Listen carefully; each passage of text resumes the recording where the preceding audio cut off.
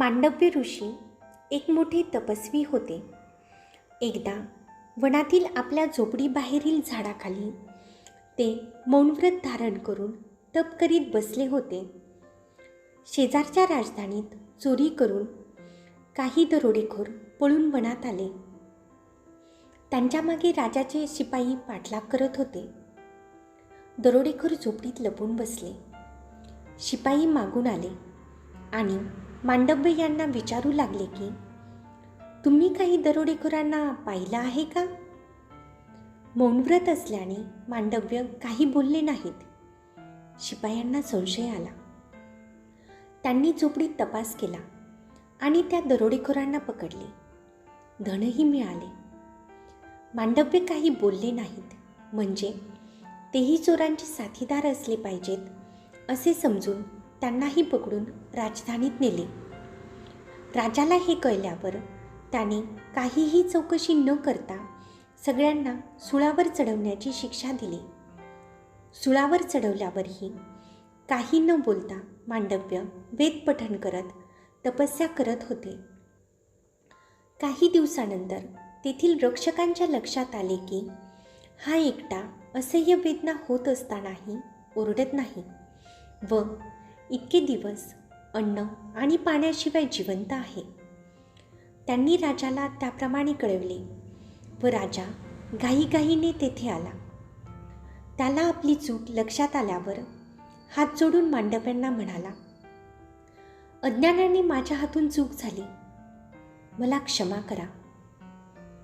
मांडव्य म्हणाले, तुझी चूक नाही. मग त्यांना सुळावरून खाली उतरवले व सूळ काढण्याचा प्रयत्न केला, पण सुळाचे टोक पोटात अडकून बसले होते. ते काही निघता निघेना. शेवटी सूळ तोडून टाकला. टोक तसेच पोटात राहिले. त्याच्या वेदना सहन करतच मांडव्य तपश्चर्या करत राहिले आणि यमधर्माला प्रसन्न करून त्यांनी विचारले, हे प्रभू, माझ्या हातून जाणून बुजून तर काही अपराध घडला नाही, तर मग कोणत्या नकळत घडलेल्या अपराधामुळे मला सुळावर चढवण्याची भयंकर शिक्षा मिळाली? यमधर्म म्हणाले, महान ऋषी, तुम्ही लहानपणी गवताच्या पट्टीने एक लहानसा किडा टोचला होता. त्यामुळे तुमच्या कर्मानुसारच तुम्हाला शिक्षा मिळाली. जसे लहानसे दान केले तरी त्याचे मोठे फळ मिळते, तसेच स्वल्प अधर्माचे फळही मोठे दुःख देणारे मिळते.